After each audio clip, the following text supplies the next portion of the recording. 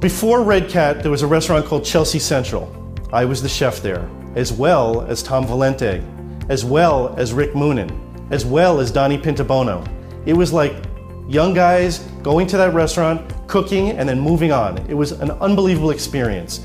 Now, there's Red Cat. Jimmy Bradley is unbelievably talented. He's been there forever. He produces great food, great service, and a great environment. And I know if you buy this apartment at the Marais, apartment 16AG, you will always be VIP at the Red Cat.